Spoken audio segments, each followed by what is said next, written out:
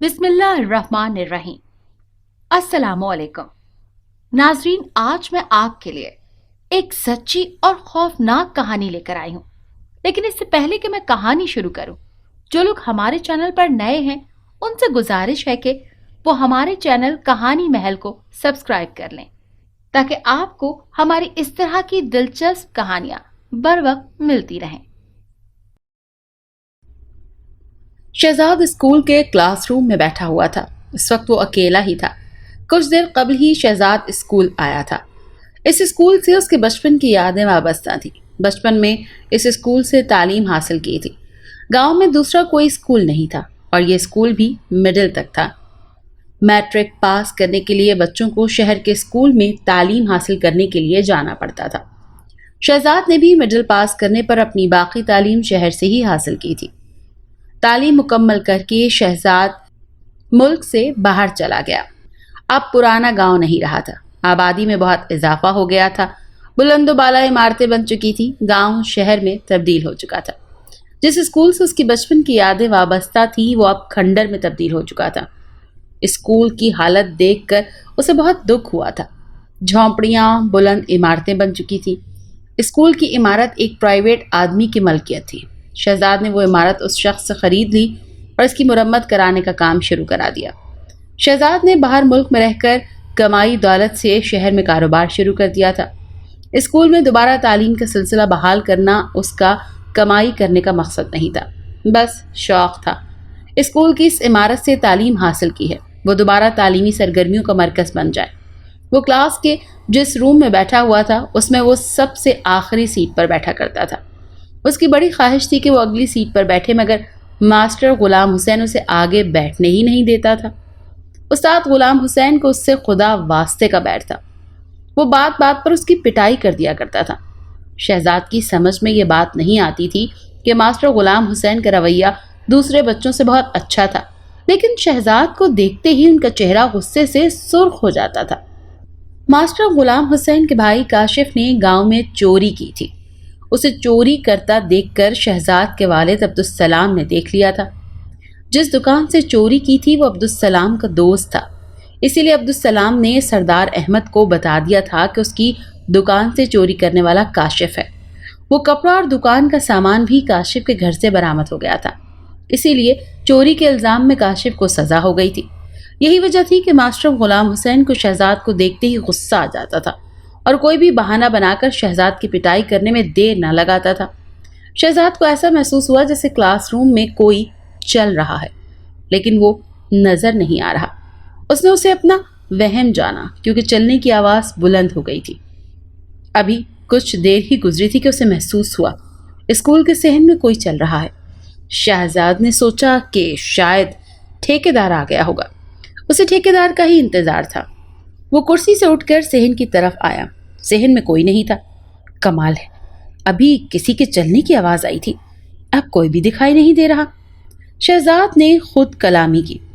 वो हैरान और परेशानी से इधर उधर देख रहा था। सहन में तो कोई भी नहीं था। अचानक उसकी नजर ऊपर की तरफ चली गई। वहां किसी की लाश फंदे में लटकी हुई नजर आई। ओह, ये किसी ने खुदकुशी कर ली है, और वो भी मेरे स्कूल में। इसे और कोई जगह नजर नहीं आई थी। मुझे पुलिस को फौरी तौर पर मुत्तला करना होगा।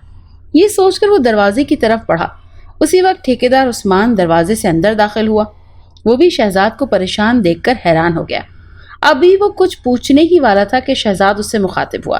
ठेकेदार उस्मान, किसी ने हमारे स्कूल में खुदकुशी कर ली है। खुदकुशी? एक लम्हे को उस्मान भी खौफजदा हो गया। देखो, फिजा में लाश लटक रही है।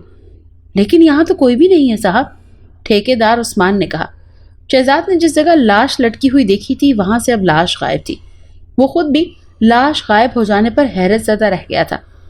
मैंने अभी अभी फंदा लगी लाश देखी थी। आपको वहम हुआ है साहब, यहाँ कोई लाश नहीं है, ठेकेदार उस्मान ने कहा। शहजाद की समझ में नहीं आ रहा था कि वो सब क्या था। उसने खुद फिजा में लटकी हुई लाश देखी थी। जिस बांस में फंदा लगी लाश देखी थी वो बांस भी गायब था।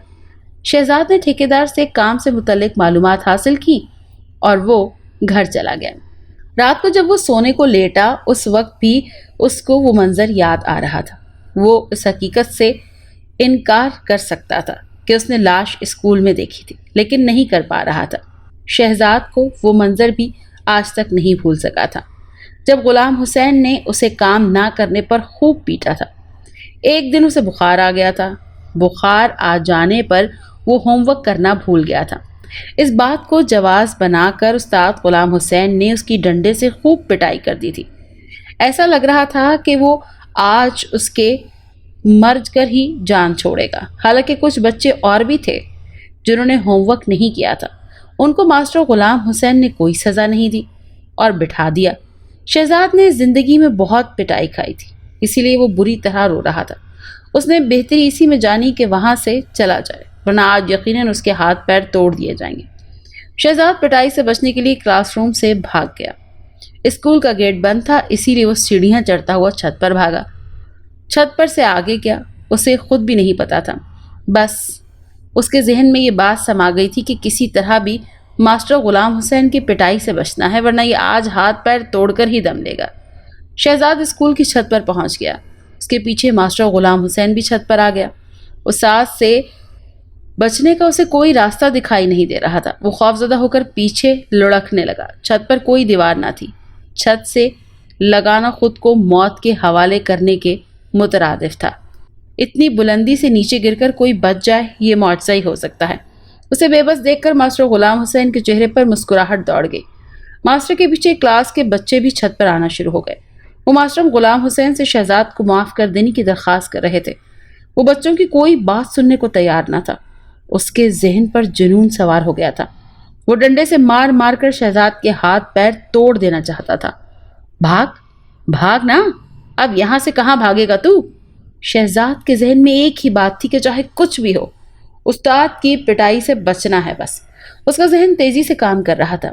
ماسٹر غلام حسین جیسے ہی اسے پکڑنے کے لیے لپکا، وہ تیزی سے وہاں سے ہٹ گیا اور ماسٹر غلام حسین اسے پکڑنے کے چکر میں اپنا توازن برقرار نہ رکھ سکا اور چھت سے نیچے جا گرا۔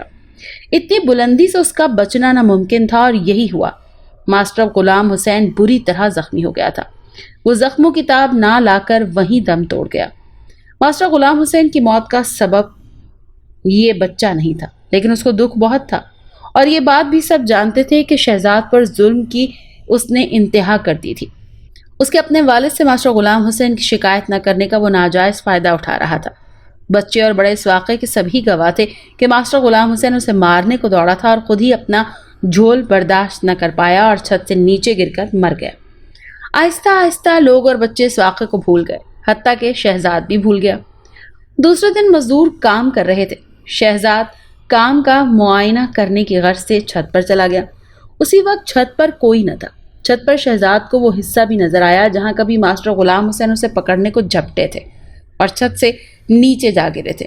شہزاد کو ایسا محسوس ہوا کہ جیسے کوئی نیچے کی طرف کسی نے اپنا سر ابھارا ہو، اور پھر اچانک سر ابھارنے والا تیزی سے چھت کے کنارے سے آ کھڑا ہو گیا ہو۔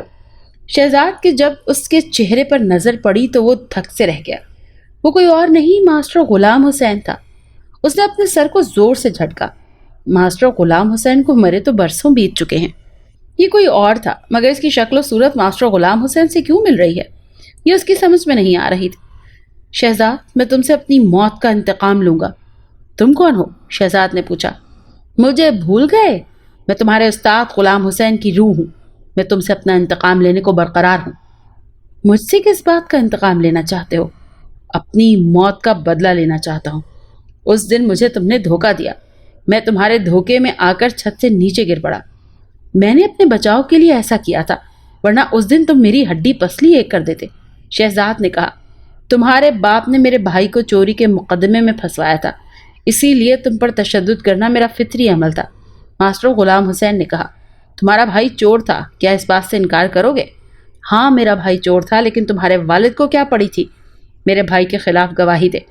ان کی گواہی نہ دینے سے میرا بھائی بچ جاتا، اس طرح وہ ایک عادی مجرم بن جاتا۔ میرے والد نے اس کے ساتھ بھلائی کی، لیکن ہمارے ساتھ یہ بہت برا کیا۔ میں جب تک تمہیں قتل نہیں کر دوں گا، میری روح کو کسی پل چین نہیں آئے گا۔ اتنا عرصہ گزر چکا ہے، تم نے مجھ سے انتقام لینے کی کوشش نہیں کی، اب کیسے خیال آ گیا کہ مجھ سے انتقام لینا ہے؟ شہزاد نے کہا، میری تدفین ہو چکی تھی، اسی لیے میں بے بس ہو چکا تھا۔ اب چند ماہ قبل قبر کھودنے والے گورکن نے میری قبر کو کھود ڈالا اور میری باقیات ہڈیاں قبر سے نکال کر ایک جگہ پھینک دی اور اس قبر میں کسی اور مردے کو دفنا دیا گیا۔ اسی لیے میری روح آزاد ہو چکی ہے۔ آزادی ملنے پر مجھے سب سے پہلے جو خیال آیا وہ تم سے اپنا انتقام لینے کا آیا۔ تم شہر میں کاروبار کر رہے ہو، میری روح اس علاقے سے دور نہیں جا سکتی، ایک محدود حد میں ہی رہ کر تم سے اپنا انتقام لے سکتی ہے۔ ماسٹر غلام حسین نے اس سے جو کہا تھا وہ اسے ضرور پورا کرے گا۔ یہ خیال آتے ہی وہ سوچ میں پڑ گیا کہ کس طرح اس سے چھٹکارا حاصل کیا جا سکے۔ شہزاد نے ٹھیکیدار عثمان سے اس بات کا تذکرہ کر دیا۔ وہ بھی سوچ میں پڑ گیا۔ آصف جب کسی کے پیچھے پڑ جائے وہ اس وقت تک پیچھا نہیں چھوڑتا جب تک اس کا مناسب علاج نہ کیا جائے۔ ماسٹر غلام حسین کی روح سے چھٹکارا پانے کے لیے کسی عامل سے رجوع کرنا پڑے گا۔ تمہاری نظر میں کوئی عامل ہے؟ شہزاد نے پوچھا۔ میں ایک ایسے عامل کو جانتا ہوں کہ وہ آصف سے لوگوں کا پیچھا چھڑانے میں کافی مشہور ہے۔ تم مجھے اس عامل کے پاس لے چلو، شہزاد نے کہا۔ دونوں کا عامل کے پاس جانے کا پروگرام بن گیا۔ رات میں جب ٹھیکیدار عثمان سونے کو لیٹا اسے محسوس ہوا کہ کمرے کی چھت پر کوئی چل رہا ہے۔ اس نے جو کمرے کی چھت پر دیکھا تو اسے وہاں پر ایک شخص الٹا چلتا ہوا نظر آیا۔ اس نے حیرت سے اسے دیکھا۔ یہ چھت پہ الٹا کیسے چل رہا ہے اور نیچے بھی نہیں گر رہا؟ کوئی عام آدمی اس طرح چھت پر چل نہیں سکتا۔ کون ہو تم؟ ٹھیکیدار عثمان نے پوچھا۔ میں ایک آصف ہوں۔ اس کا تمہیں مجھے اس طرح سے چلتا دیکھ کر اندازہ ہو جانا چاہیے تھا، وہ بولا۔ ہاں میں دیکھ رہا ہوں، کوئی بھی انسان اس طرح چھت پر نہیں چل سکتا۔ ایسا کرنے کی کوشش بھی مت کرنا۔ میرے یہاں آنے کا مقصد بھی تم سمجھ گئے ہوگے کہ میں یہاں کیوں آیا ہوں۔ میں تمہیں جانتا نہیں ہوں، پھر میں کیسے تمہارا یقین کر لوں؟ ٹھیکیدار عثمان نے کہا۔ اچھا تم مجھے نہیں جانتے؟ لو سنو، میں ماسٹر غلام حسین کی روح ہوں اور تمہیں اس بات سے روکنا چاہتا ہوں کہ تم شہزاد کو کسی عامل کے پاس لے کر مت جاؤ۔ کیوں لے کر نہ جاؤں؟ اس لیے کہ میں شہزاد کو جان سے مار دینا چاہتا ہوں۔ وہ جب تک قتل نہیں ہوگا میری روح کو چین نصیب نہیں ہوگا۔ تم شہزاد کو کیوں مارنا چاہتے ہو؟ شہزاد کے والد عبدالسلام نے میرے بھائی کو چوری کے الزام میں جیل بھجوایا تھا۔ میں اس بات کا انتقام لینے کو شہزاد کو بات بات پر سخت سزائیں دینے لگا۔ ایک دن اسے سزا دینے کے چکر میں چھت سے نیچے گرا اور مر گیا۔ اب میں اس پوزیشن میں آ گیا ہوں کہ شہزاد اور اس کے والد عبدالسلام سے انتقام لے سکوں۔ میں شہزاد سے اپنے والدین کو شہر میں اپنی فیملی کے ساتھ رکھا ہوا ہے۔ میں اس علاقے میں رہ کر ان لوگوں سے انتقام لوں گا۔ جب عبدالسلام کو پتہ چلے گا کہ یہاں شہزاد مر گیا ہے وہ شہر سے دوڑا دوڑا اپنے بیٹے کی لاش لینے کے لیے آئے گا۔ بس میں اس سنہری موقع سے فائدہ اٹھا کر عبدالسلام کو بھی جان سے مار کر اپنے انتقام کی آگ کو ٹھنڈا کر لوں گا۔ میں تم کو ایسا نہیں کرنے دوں گا۔ میرے راستے کی دیوار مت بنو ورنہ پہلے میں تمہیں مار ڈالوں گا۔ اس شخص نے دھمکی دی۔ یہ تو وقت بتائے گا، عثمان ٹھیکیدار نے کہا۔ تمہیں اس بوڑھے عامل پر بڑا بھروسہ ہے، میں بھی دیکھتا ہوں کہ وہ میرا کیا بگاڑتا ہے۔ یہ کہتے ہوئے وہ شخص غائب ہو گیا۔ دوسرے دن جب ٹھیکیدار عثمان نے شہزاد کو یہ بات بتائی تو وہ بھی پریشان ہو گیا۔ یہ واقعی بڑی تشویشناک بات تھی۔ تم نے پھر کیا سوچا ہے؟ میں ضرور تمہیں عامل کے پاس لے کر جاؤں گا، ٹھیکیدار عثمان نے کہا۔ اگر تمہیں آصف نے پھر تنگ کیا تو پھر کیا کرو گے؟ شہزاد نے پوچھا۔ آصف میرا کچھ نہیں بگاڑ سکتا، اتنا مجھے بھی اندازہ ہے۔ وہ صرف مجھے تمہیں عامل کے پاس لے جانے سے روکنا چاہتا ہے، ٹھیکیدار عثمان نے کہا۔ وہ ایک بہادر انسان تھا، اسی لیے شہزاد کو ٹھیکیدار عثمان عامل بدر الدین کے پاس لے گیا۔ عثمان، اچھا ہوا تم شہزاد کو میرے پاس لے آئے، ورنہ ماسٹر غلام حسین کا آصف اپنے مقصد میں کامیاب ہو جاتا۔ عامل بدر الدین نے ملاقات ہونے پر کہا۔ آصف نے عثمان کو بھی دھمکی دی ہے، شہزاد نے کہا۔ وہ اب تم دونوں کا کچھ نہیں بگاڑ سکے گا، بے فکر ہو جاؤ، جیسا میں کہوں ویسا تمہیں کرنا ہوگا، عامل بدر الدین نے کہا۔ ٹھیک ہے، ہم ایسا ہی کریں گے، شہزاد نے کہا۔ میں تمہیں اسکول میں اور دونوں کے گھروں میں چھڑکنے کے لیے پانی دے رہا ہوں، اسے صبح شام چھڑکنا ہے۔ اور ہاں، قبرستان میں جا کر ماسٹر غلام حسین کے ڈھانچے کی ہڈیاں تلاش کر کے قبرستان میں ہی گڑھا کھود کر اسے وہاں پر دفن کر دو۔ یہ ہمیں کیسے پتہ چلے گا کہ قبرستان میں پڑی ہوئی ہڈیاں ماسٹر غلام حسین کی ہیں؟ شہزاد نے پوچھا۔ قبرستان میں قبر بنانے والے گورکن کو سب پتہ ہوتا ہے کس قبر کی ہڈیاں اس نے کہاں چھپائی ہیں۔ اسے تھوڑا سا لالچ دینا، وہ تمہیں ہڈیاں بتا دے گا کہ کہاں چھپائی ہیں۔ یہ کام جتنی جلدی ہو سکے کر ڈالو، عامل نے کہا۔ شہزاد اور ٹھیکیدار عثمان کو عامل بدر الدین نے 2 پانی کی بوتلیں دی جن کا پانی ان کو اپنے گھر اور اسکول میں چھڑکنا تھا۔ شہزاد اور ٹھیکیدار کے لالچ دینے پر قبرستان کے گورکن سلیمان نے ان کو بتا دیا کہ اس نے ماسٹر غلام حسین کی باقیات یعنی ڈھانچے کے بچ جانے والی ہڈیاں کہاں چھپائی ہیں۔ شہزاد کے حکم پر اس نے ایک جھاڑی سے ہڈیاں نکال کر ایک گڑھے میں دفن کر دی۔ رات جب شہزاد سونے کو لیٹا اسے خواب میں ماسٹر غلام حسین نظر آیا۔ وہ سخت غصے میں تھا۔ تم نے عامل بدر الدین سے مل کر میری ہڈیاں قبرستان میں دفن کر دی، لیکن جب بھی مجھے موقع ملا میں تمہیں زندہ نہیں چھوڑوں گا، اس نے کہا۔ یہ وقت بتائے گا، شہزاد نے کہا۔ صبح ہونے پر شہزاد نے عامل بدر الدین سے ملاقات کی اور اسے خواب کا بتایا۔ وہ اب کچھ کرنے کی پوزیشن میں نہیں ہے، پھر بھی تم کو پانی دم کر کے دے رہا ہوں۔ یہ پانی اس جگہ ڈال دینا جہاں ماسٹر غلام حسین کی ہڈیاں دفن ہیں۔ اس پانی کا یہ فائدہ ہوگا کہ کوئی اس کی ہڈیاں نکال نہیں سکے گا، تو وہ تمہارا کچھ بھی نہیں بگاڑ سکے گا، عامل بدر الدین نے بتایا۔ شہزاد نے عامل بدر الدین کی بات پر عمل کیا اور دم کیا ہوا پانی ان دفن کی ہوئی ہڈیوں کی جگہ پر ڈال دیا۔ رات میں ماسٹر غلام حسین اسے نظر آیا، وہ بھی سخت غصے میں۔ تم اور عامل بدر الدین جیت گئے اور میں ہار گیا، میں اب کبھی تم سے انتقام نہیں لے سکوں گا، وہ بولا۔ شہزاد نے جب عامل کو اپنا خواب سنایا تو اس کے چہرے پر مسکراہٹ دوڑ گئی۔ اس نے ٹھیک کہا ہے، وہ اب اس پوزیشن میں ہی نہیں ہے کہ تم سے انتقام لے سکے۔ شہزاد عامل بدر الدین کی بات پر مطمئن ہو گیا۔ کئی ماہ گزر گئے، اسے ماسٹر غلام حسین کی روح نظر نہ آئی اور نہ ہی تنگ کیا۔ اس کے اسکول میں مرمت کا کام مکمل ہو گیا تھا۔ بچے اسکول میں تعلیم حاصل کر رہے تھے۔ بچوں کو اسکول سے تعلیم حاصل کرتا دیکھ کر شہزاد خوشی سے پھولے نہیں سماتا تھا۔